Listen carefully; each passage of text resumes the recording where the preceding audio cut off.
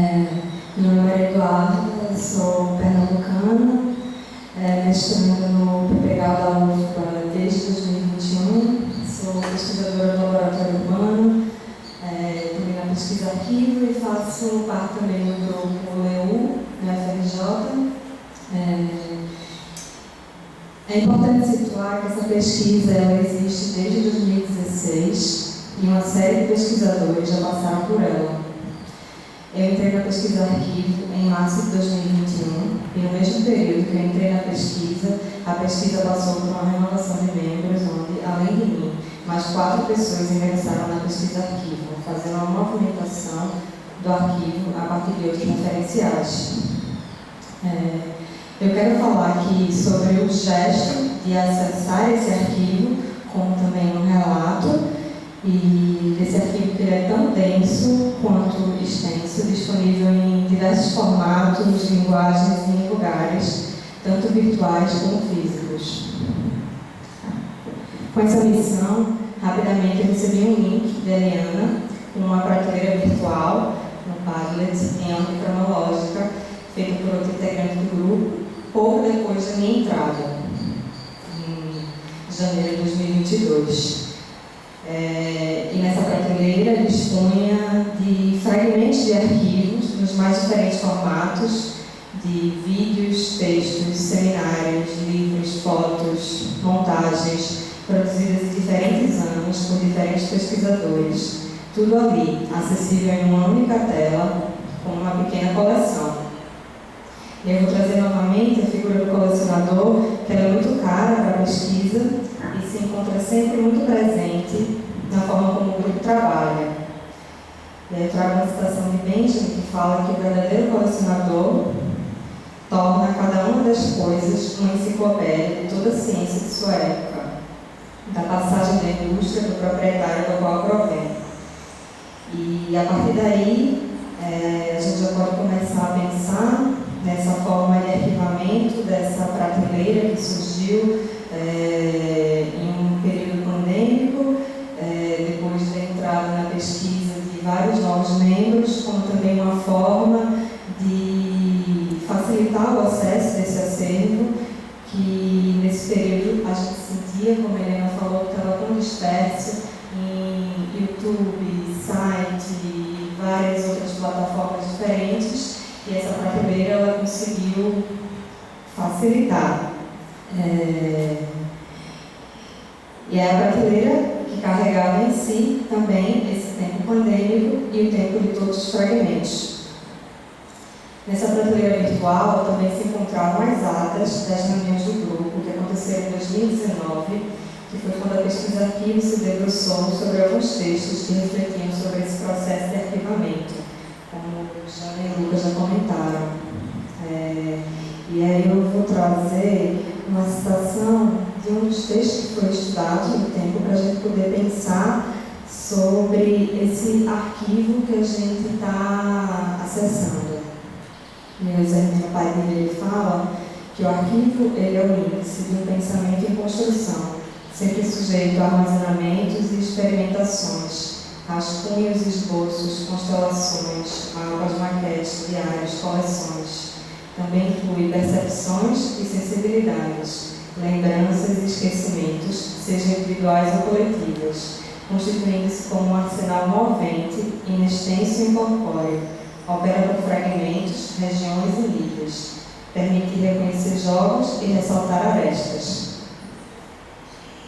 E aí esse era algo que o grupo estava pensando em 2019 e esse estudo da noção de arquivo nesse período também impulsionou o próprio grupo de pesquisa a pensar quais seriam os produtos derivados da pesquisa arquivo, o que era esse arquivo, e que levava também a outros questionamentos de que como narrar esse arquivo além dos acervos tradicionais, mas através também de vídeos, performances, quadrinhos, desenhos e outras linguagens.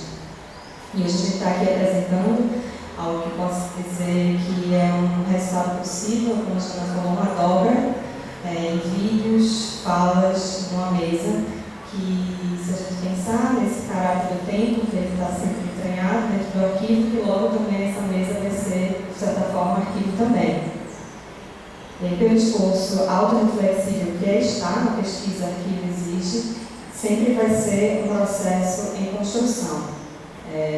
Um arquivo vivo, que ele é construído através de uma performatividade histórica desses fragmentos da própria cidade contemporânea.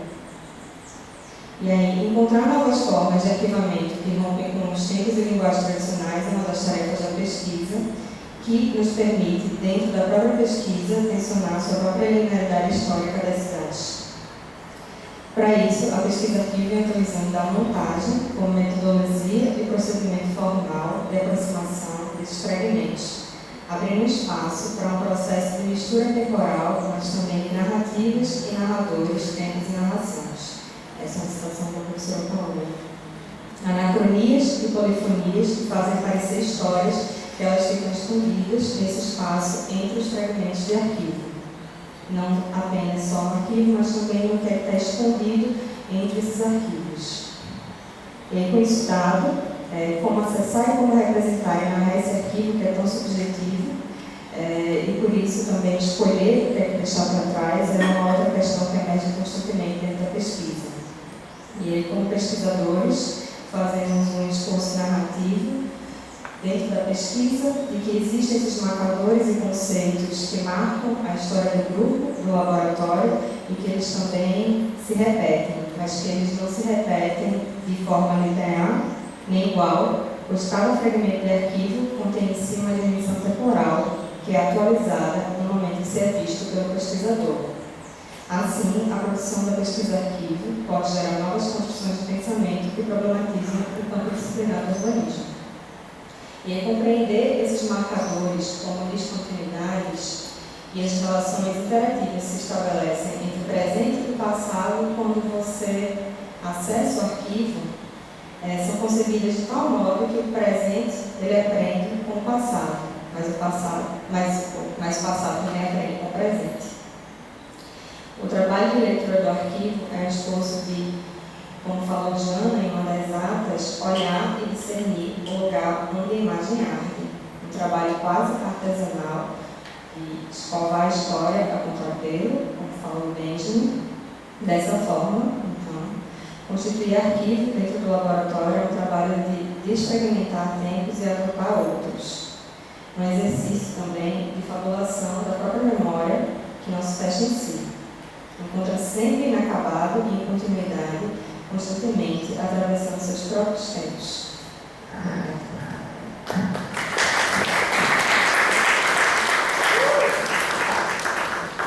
Agora a gente vai para o terceiro fragmento, né, do vídeo. Na sequência eu convido Gabi Maria e Chico Rocha para falar. Né?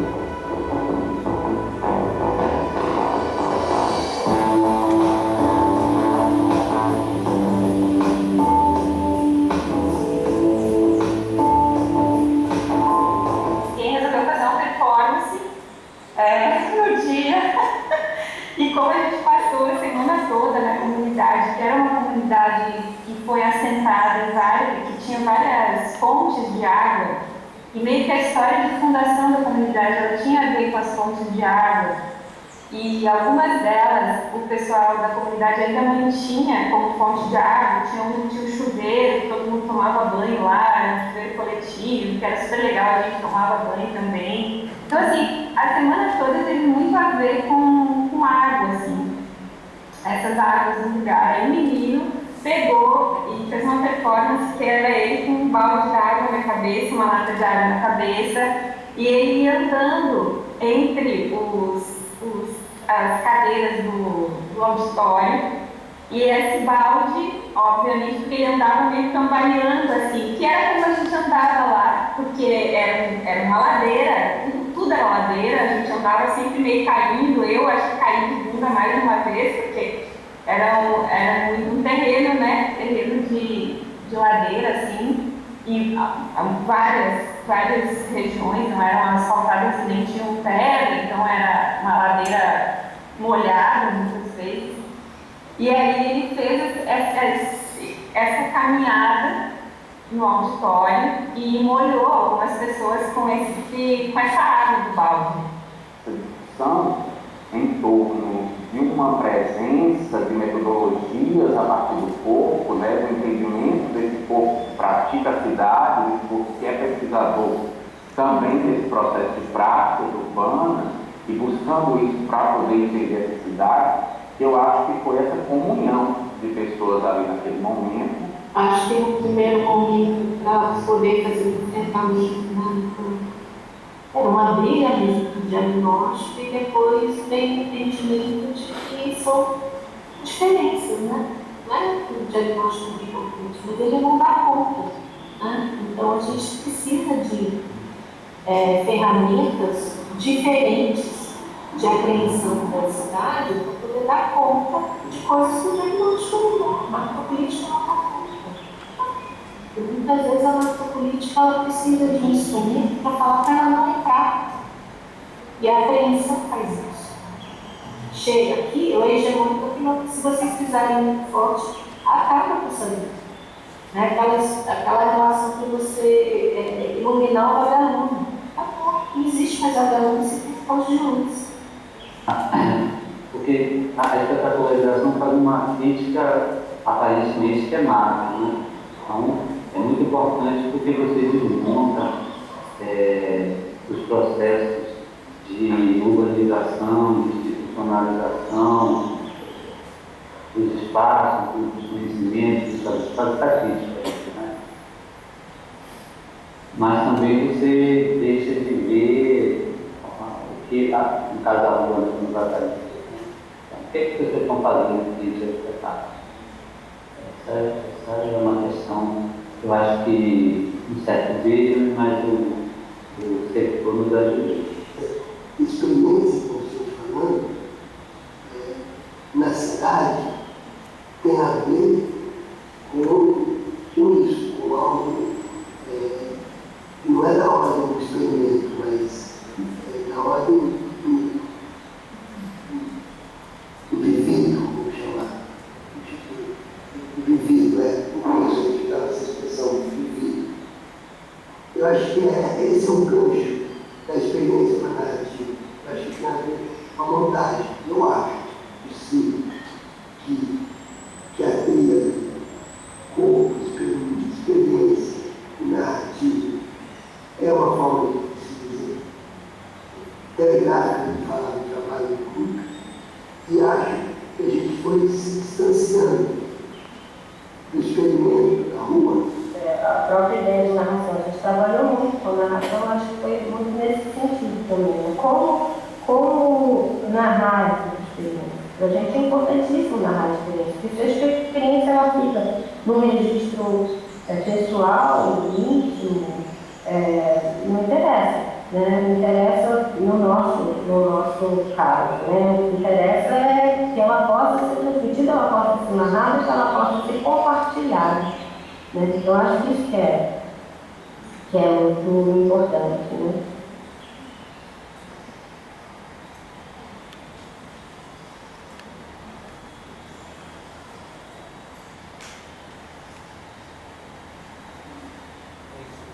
Gente, boa tarde.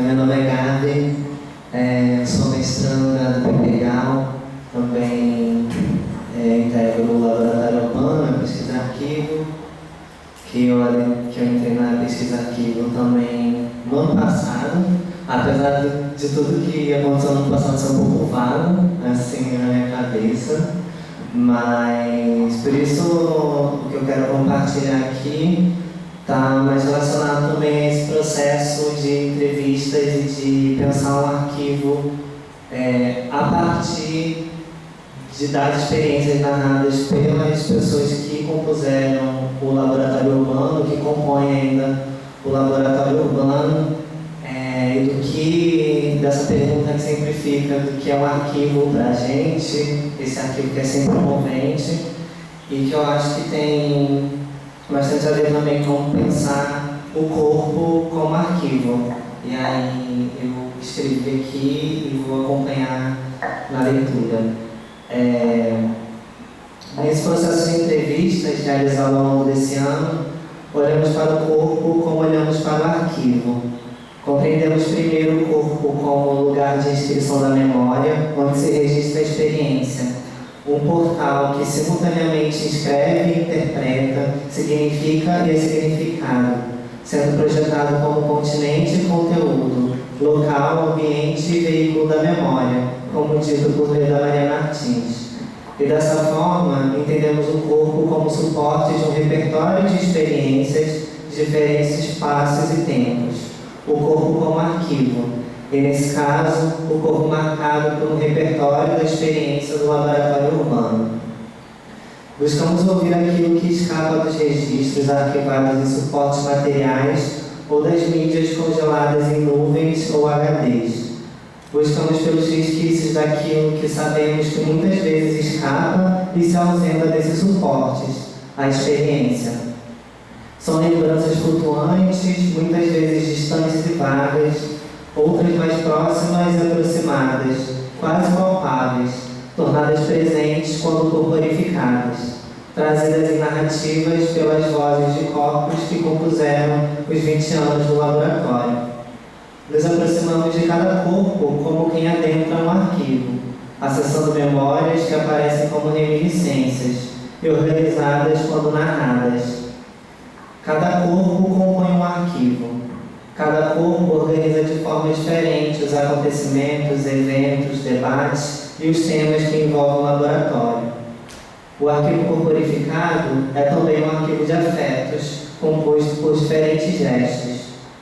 Cada corpo participa, lembra ou esquece, seleciona e define, valida ou descarta, reconhece, aciona, elege e mobiliza distintamente os episódios, instituindo narrativas que erram ao regular ou interpretar os elementos mobilizados. A completude do arquivo, enquanto corpo, é da ordem do impossível. E ainda esse acúmulo das memórias se renova pelo ato de lembrar. O resgate é também a possibilidade de atualização e transmutação da experiência. Lembrar demonstra uma conexão com a temporalidade que parece ser inerente ao arquivo. Eventos do passado são manifestados nos corpos presentes para a criação de um arquivo para o futuro. Tomam-se elementos de uma temporalidade de outrora, atualizada pelo distanciamento que estar no hoje permite. Olhar para o corpo como arquivo é, assim, questionar a estabilidade ou a estabilização do arquivo.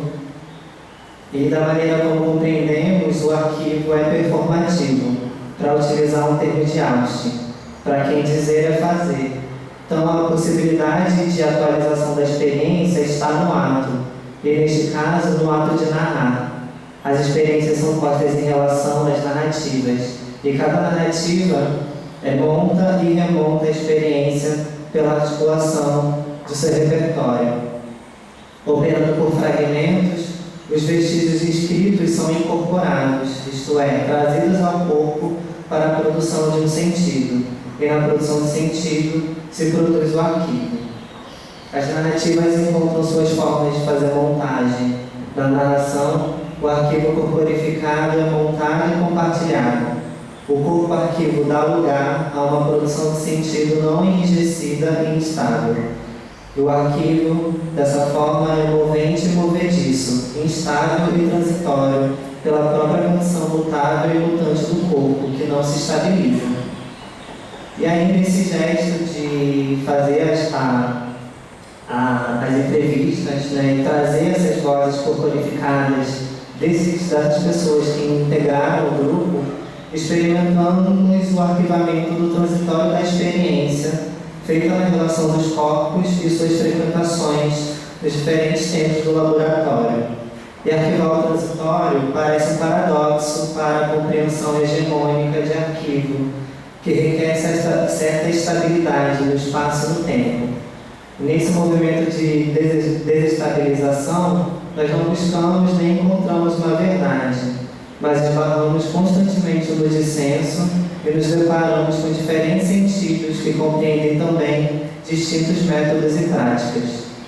E na Arqueologia do Saber, de Michel Foucault, que foi um texto debatido também pela equipe, né? Antes de eu estar participando também, mas que a gente teve acesso às atas, Foucault vai dizer que arquivo é o sistema que rege o aparecimento dos enunciados como acontecimentos singulares. Enunciados que são acontecimentos que nem a língua nem o sentido podem esgotar inteiramente. E de acontecimentos únicos, os enunciados se abrem à repetição. A experiência narrada, então, atualiza, transforma e instaura tais enunciados, que se relacionam com outros enunciados, proferidos por outros corpos, outros arquivos. E assim, determinados enunciados e experiências aparecem e persistem. Como gesto de pesquisa, aqui, nesse momento, estamos arquivando a memória da experiência, fazendo desse corpo arquivo um repertório. Cada fala que inicialmente se configura como arquivo, cada uma das falas se faz inicialmente como arquivo, mas a montagem dos fragmentos em vídeo já revela também um novo arquivo. Trabalhamos a partir de seleções que foram previamente realizadas pelos narradores das experiências do laboratório, mas quando montamos, um arquivo novo aparece a partir desses fragmentos. Os arquivos narrados, dessa forma, são tornados repertório. Esse gesto de seleção, organização e edição do vídeo. Ordenamos, afirmamos e colocamos em relação os enunciados, possibilitando a imaginação de algo novo, inventando e construindo um novo arquivo. Isso também diz respeito à instabilidade do arquivo.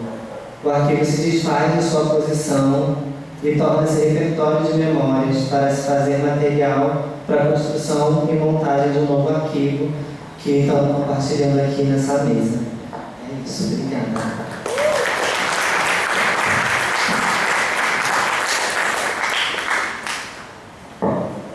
Bom, boa tarde a todos presentes. Essa apresentação vem acompanhada por uma série de imagens que tornaria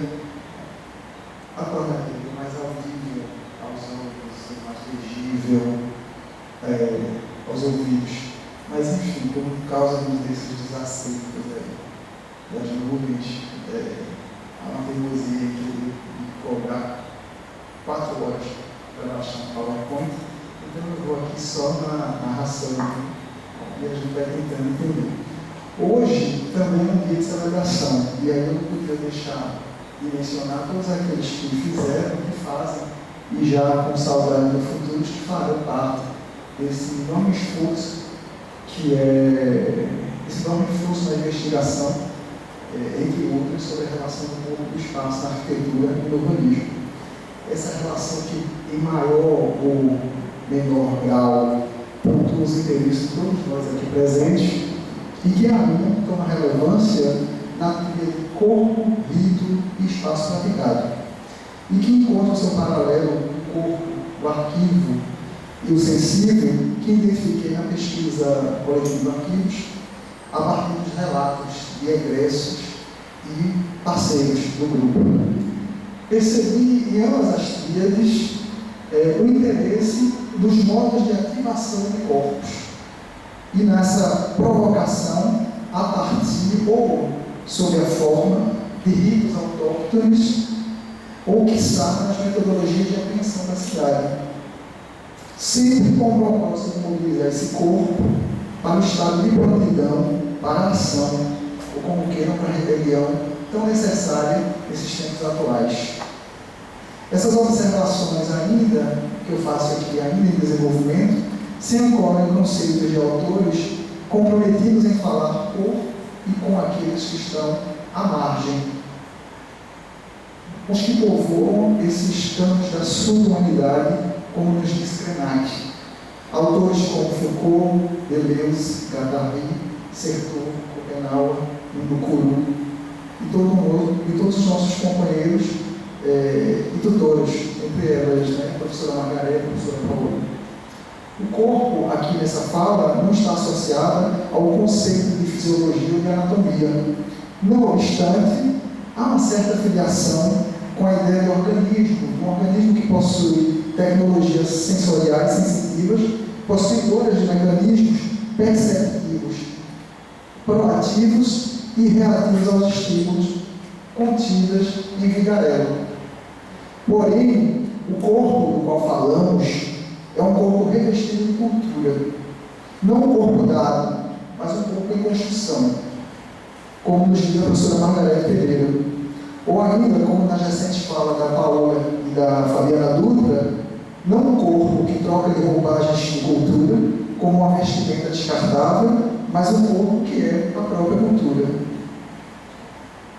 Nesse sentido, o rito constitui-se como um modo de ativação desse corpo, um mecanismo sensitivo, ou, como nos disse Pasqualino, um agenciamento coletivo de enunciação, aquilo que se fala, citando Deleuze e Guattari. O rito fala sobre a construção de um possível discurso sobre práticas, inclusive educacionais, na produção de um corpo sensível, atuante e talvez ativista, para pensar e criar campos éticos e políticos para a produção de espaços. Na pesquisa da plataforma Corpo-Cidade, emergiu como um conjunto de ações, debates, articulações, através de experiências e experimentos pedagógicos e artísticos, tendo a relação com o espaço como uma subelevação poética. E isso passa tanto pelos trabalhos pontuais das metodologias de apreensão da cidade, como pelos registros de formas resistentes e duradouras das manifestações autóctonas, das práticas religiosas do candomblé, dos torés indígenas e das danças, entre outros. O rito é o lugar da desestabilização dos corpos, um acesso às propriedades mais refinadas do pensamento e da sensibilidade, que abrem fluxos contínuos e promovem dissociações com essa realidade de sobrevivente e que para o tempo, e assim cria aberturas, portas ao instalar vínculos com possibilidade de desconstruções de outros pontos de vista, como sempre nos fala Viver de Castro. Para encerrar, mas afinal, para encerrar, um pequeno relato sobre o espaço praticado, ou que eu considero um trunfo sensível. Mas afinal, o que define a arquitetura? Somente importa reduzir nosso campo disciplinar a partir das diferenças nas comparações entre códigos tectônicos e construção sem esse sentido arquitetônico? Quais as lógicas direcionam e governam a produção desses espaços? Deveríamos unicamente atribuir tais nexos aos conflitos, ainda que válidos, movidos pelas relações de modo de produção? Falar no espaço praticado aqui é falar de modos e narrativas na construção de espaços mediados pela memória e pela experiência de corpos que instalam a prática estética como fio condutor de suas vidas. Eu cito aqui a professora Margareth Pereira e seu alerta para que se entenda que a prática estética não deve ser entendida como objeto de especulação formal, mas como uma ação que afeta os sentidos e, portanto, fundamental para o entendimento da arquitetura como uma meditação que nos permite entender o espaço por outras matrizes, ampliando o conceito de arquitetura e das práticas urbanas para além do artefato construído, ou seja, a produção de espaços entendida como e a partir da experiência de corpos que organizam-se e interagem sem a presença do Estado ou de outras instâncias reguladoras para gerenciamento de suas políticas e práticas de vida. Trata-se de olhar para o não lugar de uma não arquitetura e produzida por não arquitetos, como nos diz Paulo Bernstein em sua Estética da Gíria. Trata-se de construir com afetos, como Yazana Guisso, ou a ideia de cidade em Walter Benjamin, um lugar marcado pela interpenetração de pessoas e pela porosidade de tempos, onde o passado se faz presente, orientando futuros. Obrigado.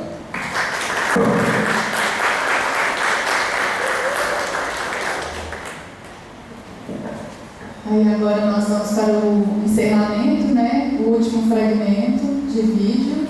Na sequência, eu passo a palavra para os pesquisadores Marcos Brito, Rafael Silva, e depois a gente abre com os debatedores.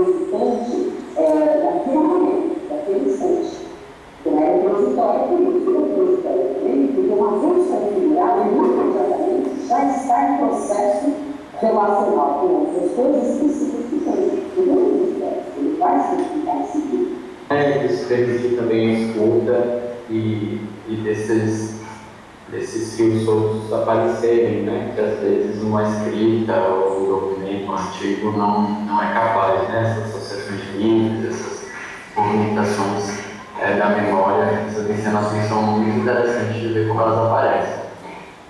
Algum relato, testemunho, fragmentos, colher esse tipo de coisa para a constituição desse acúmulo era algo que a gente trabalhava junto com a turma. Então, como pesquisador, dessa vez, como aluno, é muito enriquecedor ter o ateliê como esse lugar que acomoda esse tipo de práticas, né, de mobilização das coisas que a gente pesquisa. É muito complicado, você tem que ter aluno que gosta de história, que vá aos arquivos, que fique sentado uma tarde inteira olhando papel velho e às vezes não descubra nada, depois que volta no dia seguinte, depois olha outra pilha. Então tem que criar uma intimidade com a pesquisa que é muito lenta.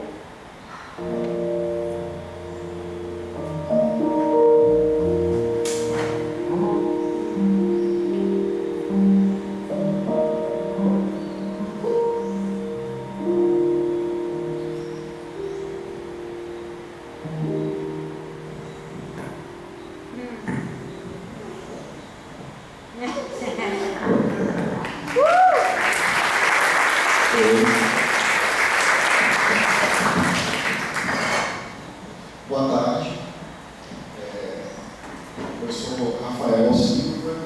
Essa nossa fala, ela vai se referir a esse processo de montagem dos vídeos que vocês viram passando, atravessando as falas na mesa de hoje. Essa fala, ela vai ser compartilhada, não vai ter esse momento só meu de falar e de Marcos falar depois, a gente vai falar cada um pedindo a palavra, o que será uma ruptura muito direta com o que foi parte desse processo todo, que foi muito marcado pela distância. Por conta da pandemia, Marcos voltou para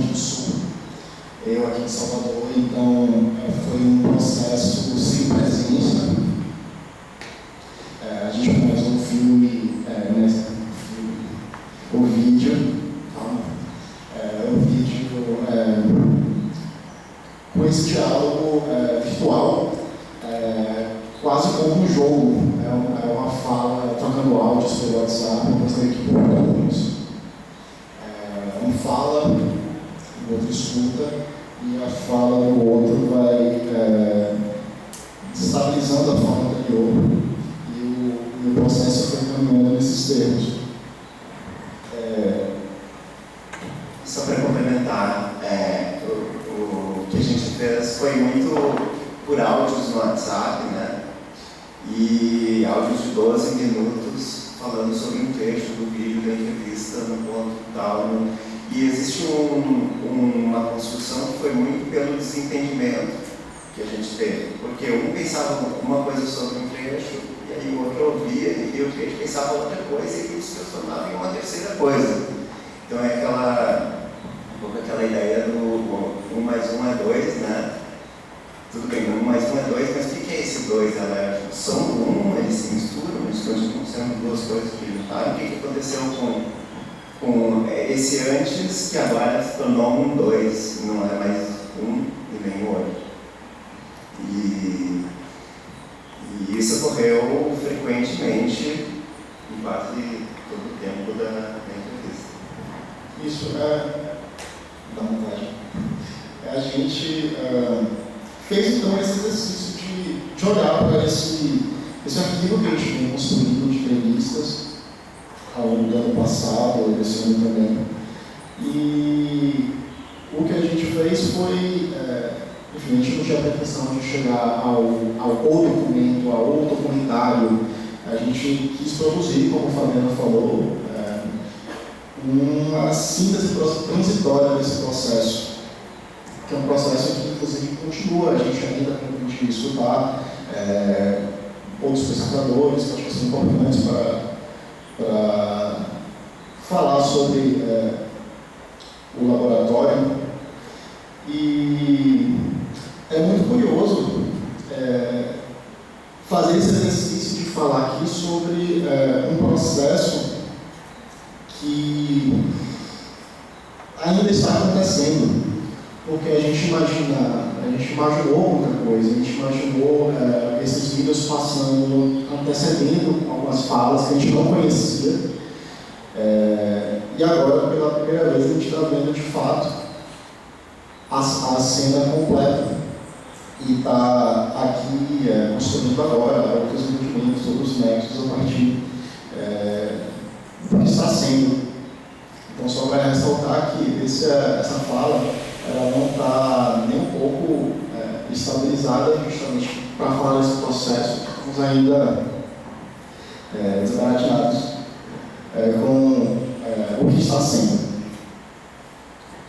Só um pouco sobre o processo.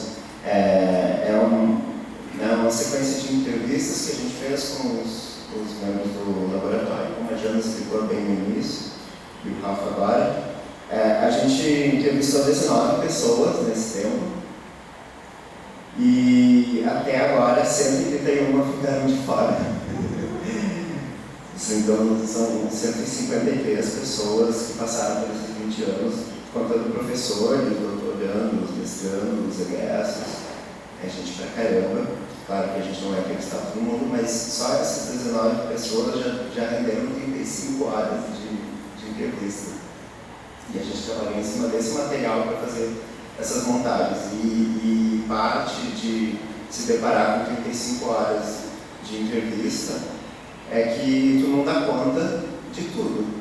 E essa postura a gente assumiu desde o início, e por isso a gente criou uma abordagem para explicar. A gente, inicialmente, a gente se sentiu assoberbado, assim, vamos olhar para esse grande acúmulo, é tudo um material muito rico. E uma escolha que a gente fez, eu já comentei, que foi ao invés de produzir um único vídeo, a gente decidiu fragmentar e buscar construir algum tipo de intencionalidade, de intenção para olhar para esse arquivo. Então, para cada um desses 4 blocos que foram recortados com as falas, a gente pensou em algum tipo de pergunta, algo que estaria por trás, uma intuição diante desse material, desse arquivo. E cada trecho, cada bloco que vocês viram, tem essa pergunta. A gente decidiu não revelar aqui a pergunta para vocês, para cá, o que nos moveu para decidir por aqueles trechos. Fica, pelo menos por enquanto, com uma forma de enigma, até para não confinar entendimentos. A gente gostaria de que no debate outros entendimentos, outros nexos fossem construídos. A gente não queria direcionar nesse sentido, mas há uma intenção que atravessa todos os blocos, todos os vídeos que a gente mostrou ao longo daqui, que era o desejo de instaurar o laboratório por meio de uma polifonia de vozes, de temas, de ideias, de tempos e de arquivos. E para instaurar o laboratório, a gente considerou importante situar ele, mostrar o lugar. A gente inicia o nosso vídeo mostrando a sala nova do laboratório, que acomoda as nossas trocas, os nossos encontros, os nossos cotidianos, os nossos processos. E a gente entende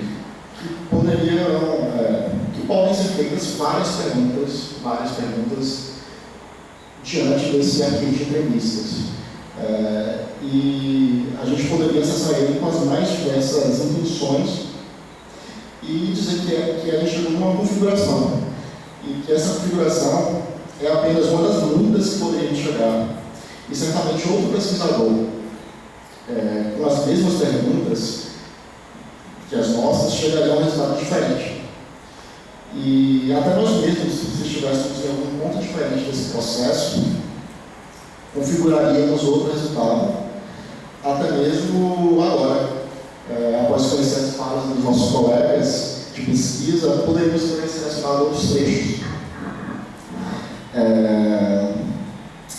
Um ponto sobre esse nosso processo de seleção dos trechos é que a gente, por muito, nós tínhamos umas pistas para ir ao arquivo. Nós tínhamos a memória das entrevistas, a gente estava presente em todas elas, então, como nós tínhamos uma intenção de assistir esse arquivo, às vezes a gente, ao invés de assistir aos vídeos, a gente falava, tal pessoa falou tal coisa, e às vezes no meio do caminho a gente encontrava outras coisas, e as nossas próprias intenções iam se transformando, se metamorfoseando. Isso é um dado desse processo. Isso. Dizer que houve uma intenção por trás de cada escolha de trecho nas entrevistas. Cada escolha, a gente tentou instaurar um aspecto acerca do laboratório. A gente gostaria, com isso, também fazer pensar por essas aproximações de diferentes fragmentos, e através desses choques fazer emergir outros entendimentos. Como eu disse anteriormente, a gente buscou colocar esses vídeos em relação com as falas aqui hoje na mesa, e também com fragmentos de arquivo da própria pesquisa arquivo. Antes de cada bloco de trechos de entrevista, apareceu uma espécie de vinheta com esses materiais de arquivo. Tem algumas produções gráficas da pesquisa, tanto em imagem quanto em vídeo. Tem vídeos do Grupo Cidade, que estão no site do grupo, tem vídeos de montagens feitas pela própria pesquisa arquivo em outros tempos, por outros pesquisadores. Ramon, que está aqui, já fez parte da pesquisa arquivo, a gente utilizou um trecho de uma montagem que ele fez. A gente também utilizou um trecho de um caderno de Ramon, falando justamente sobre esse processo de montagem dos vídeos, e a gente trouxe aqui também com essa intenção de colocar lado a lado com essa nossa fala sobre o processo de montagem de vídeo, esses diferentes acúmulos de tempos. E assim, no momento é um pouco diferente, né? Você ia falar que isso que o Rafa descreveu causou um desconforto bastante grande na gente, pelo menos três desconfortos diferentes. Um que é o medo de criar um vídeo memorialista, porque muitas das entrevistas eram muito elogiosas, assim, muito lembrando momentos nostálgicos do laboratório. E um segundo desconforto que é mostrar a nossa própria imagem aqui, publicar a nossa própria fala, os nossos cadernos, o caderno de Ramon, que apareceu aqui nessa última vinheta. O Rafa, eu tive que convencer ele de aparecer nos vídeos, já na mesma coisa, a gente convenceu junto. E o outro desconforto que é como falar dos conflitos, porque nem tudo é alegria. Os conflitos aparecem nas entrevistas, mas a gente gosta de todo mundo, a gente não quer expor alguém, uma pessoa específica falando sobre os conflitos no laboratório. Então, como esses choques de ideias, esses choques de posições acabam aparecendo também. Isso foi uma coisa que a gente queria trazer, mas sempre com esse medo, né? Uma coisa que eu gostaria que era uma intenção dessa fala nossa, é de assistir com vocês os vídeos, porque a gente viu e reviu muitas vezes, primeiro só os textos organizados, de como eles revezavam sentidos, dialogavam uns com os outros. Depois, na medida que o trabalho foi ficando, se aproximando da finalização, a gente tinha uma leitura deles passando um depois do outro, mas a gente sabia que ia ser diferente quando colocasse a gente lado a lado com as falas que aconteceram aqui. Eu acho que eu nem me atrevo a construir aqui os novos nexos que apareceram, mas alguns deles eu só vou. Primeiro, eu queria fazer um convite para o debate, para que vocês a gente possa trocar em relação a essas intenções.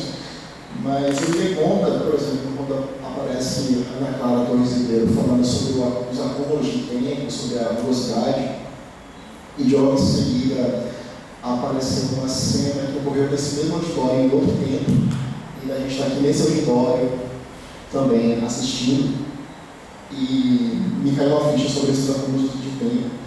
Dentre várias outras coisas, a gente, apesar de a gente ter recebido um vídeo de Eliana ontem, a gente decidiu não assistir, a gente apenas colocou ele aqui na apresentação, mas os diálogos que ela traz no vídeo de Fabiana, ela mencionou a experiência da pesquisa aqui com as galinhas do Rio Vermelho, que foi uma espécie de podcast que a gente começou a fazer e se deparou com algumas questões que acabaram freando justamente na relação que eu venho junto com as falas de Dois Portela sobre pisar muito forte e acabar destabilizando a existência que existe.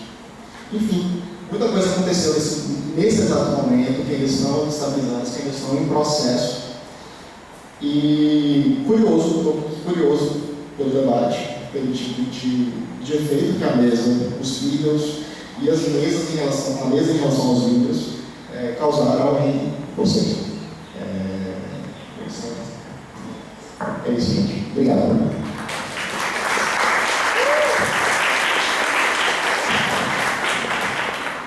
Agora eu convido para compor a mesa e fazer o debate os pesquisadores Gilton Lopes e Igor Queiroz.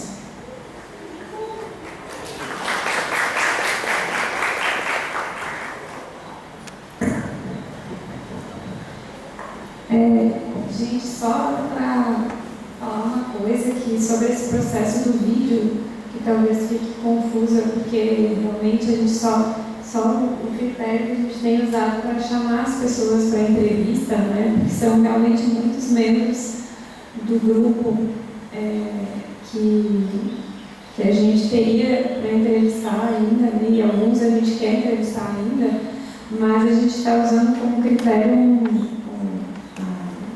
a chegada, que foi algo que a gente deliberou, assim, né? Para poder restringir mesmo de chamar pessoas que tiveram uma participação no grupo em diferentes tempos, assim, no grupo, né, que conseguiram vivenciar os diferentes momentos do grupo de acordo com esse entendimento do arquivo que a gente tem feito.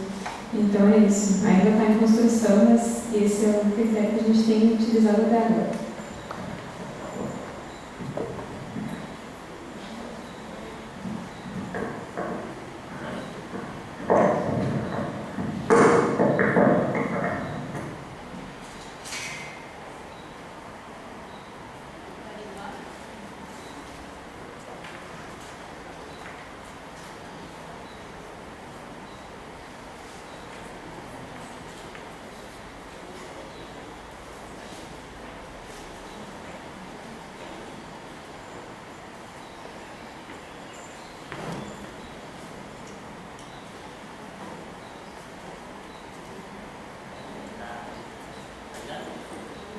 Boa tarde.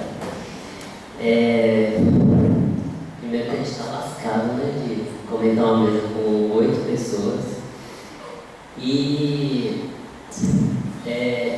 eu vou começar contando 2 histórias e uma delas é individual, eu acho que tem relação com a discussão toda aqui. Uma delas é individual e outra é coletiva. E aí eu vou falar dessas histórias porque eu acho que tem relação com o que Gabi colocou, desse ato de lembrar para fazer arquivo, esse arquivo do corpo, mas eu acho que tem uma outra questão que é falar de lembrar e também de esquecer. Para que seja possível a gente projetar, né, a partir desse arquivo também. E aí a história individual era mais recente, que eu estava aqui vim votar no PAF 3 e tal, encontrei uma professora aqui da casa. E aí ela me perguntou, e aí, o que você está fazendo? Eu falei, estou lá na FAO ainda, no doutorado. Ela falou, quem está te orientando? Eu falei, Paola, está fazendo deriva? Eu falei, não. Aí no ato eu respondi, não, estou fazendo história, a gente está fazendo história. E pareceu um pouco petulante, né, falar que o laboratório está fazendo história, mas